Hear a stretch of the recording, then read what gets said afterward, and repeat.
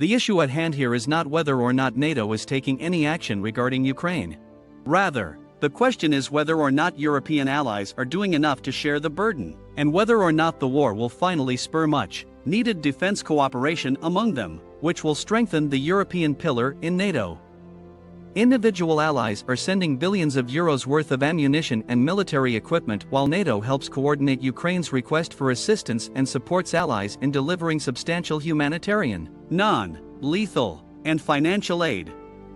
After the NATO summit in Madrid, the leaders of the allies came to an agreement on a strengthened package of support to accelerate the delivery of non-lethal defense equipment, improve Ukraine's cyber defenses and resilience, and assist Ukraine on its path toward post-war reconstruction and defense sector reforms.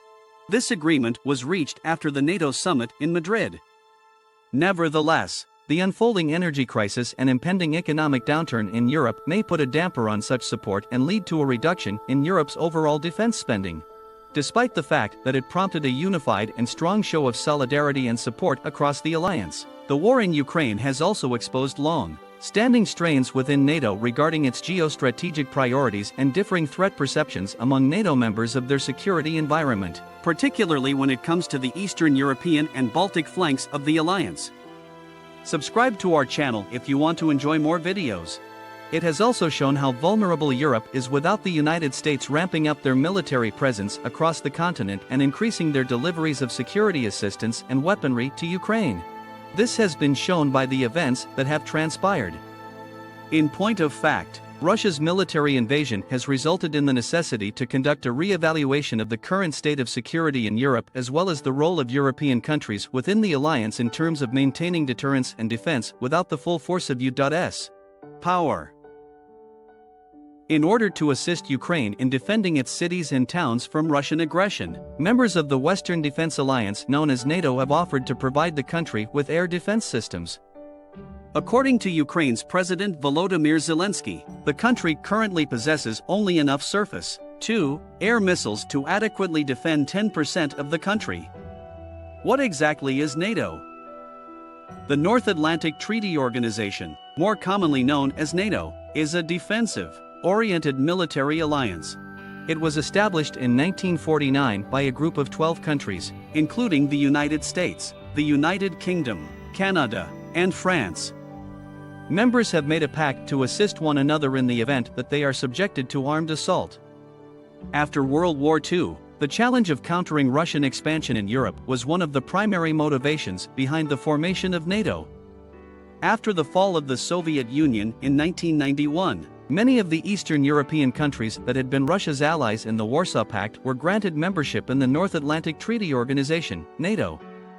Russia has maintained for a long time that the acceptance of these countries into NATO poses a risk to its national security. It is afraid that this will encroach too closely on its territory, so it has vigorously opposed Ukraine's request to join the alliance. What specific ways are NATO countries helping Ukraine? The members of NATO have committed to providing Ukraine with air defense systems worth millions of dollars in order to protect it from potential attacks by Russia using missiles and kamikaze drones on cities, towns, and civilian installations such as power stations. According to reports, the first 4 of Germany's Iris-T air infrared guided air defense system units have already arrived in Ukraine. These units have the ability to shoot down drones, cruise missiles, and aircraft. Germany is sending these units to Ukraine. The United States has committed to delivering the NASAMS system, which is capable of destroying aircraft, cruise missiles, and unmanned aerial vehicles, UAVs. Additionally, the United Kingdom, Canada, France, and the Netherlands will all be contributing air defense systems. Since Russia's invasion of Ukraine in February, NATO countries have been sending Ukraine a significant quantity of arms. This new development comes on top of that. The United States has provided the Ukraine with weaponry with a total value of over $15.5 billion, £13.5 billion, which includes the long-range HIMARS system, Javelin anti-tank missiles, howitzers, and Switchblade kamikaze drones. Nearly 1/4 of the arms that Ukraine obtains from other countries come from Poland. These weapons include T-72 tanks and missiles for its fighter jets. It has provided some equipment that dates back to the Soviet era, some of which has been upgraded to perform more effectively. Anti-tank NLAW weapons and MLRS long-range missile systems are among the supplies that the United Kingdom has contributed. German arms include both portable surface-to-air missiles and self-propelled anti-aircraft guns. Germany is a major arms exporter. Caesar has been provided with self-propelled guns by France.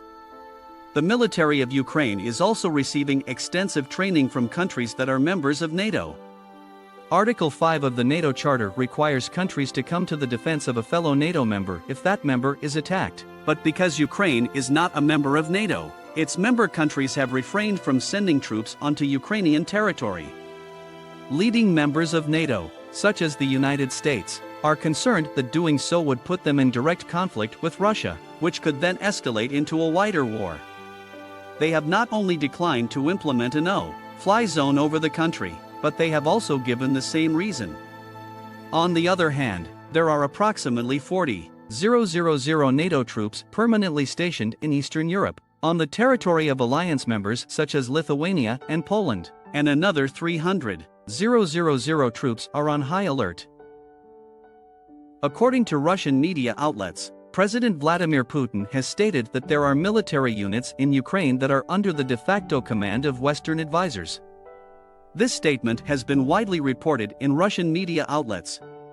It is common knowledge that members of armed groups from other countries have enlisted in the Ukrainian military. On the other hand, there is no evidence to suggest that there are currently active NATO personnel present.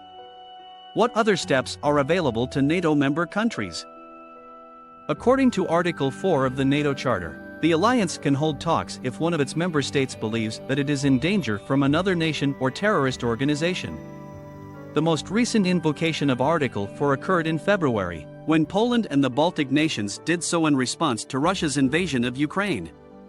After a missile attack on its territory on November 15, which resulted in the deaths of 2 Polish citizens, Poland is currently considering carrying out the operation once more. Will Ukraine join NATO? In 2008, member nations of NATO informed Ukraine that it had the potential to become a member in the future but did not specify a timeline for full enrollment. Following Russia's annexation of Crimea, Ukraine made membership in NATO one of its highest priorities. Recent requests have been made to fast-track the process of it becoming a member of NATO. 9 countries located in Central and Eastern Europe that are members of NATO have expressed their support for Ukraine's application to join the organization in the not-too-distant future. On the other hand, the United States and the Secretary-General of NATO, Jens Stoltenberg, have both stated that the present moment is not the appropriate time to consider granting it full membership and that it is more important to provide weapons instead. Which other countries are interested in becoming members of NATO? Following Russia's invasion of Ukraine, both Sweden and Finland submitted membership applications to the North Atlantic Treaty Organization. The length of Finland's border with Russia is 340 kilometers, 833 miles. Each and every nation that is a part of NATO has extended an invitation to the 2 powers to become members, and the invitations have been accepted by the legislatures of 28 of the 30 member nations. Only Turkey and Hungary have not yet ratified the invitations extended by their respective governments. Share your feedback with us in the comments and make sure to subscribe to our channel for more.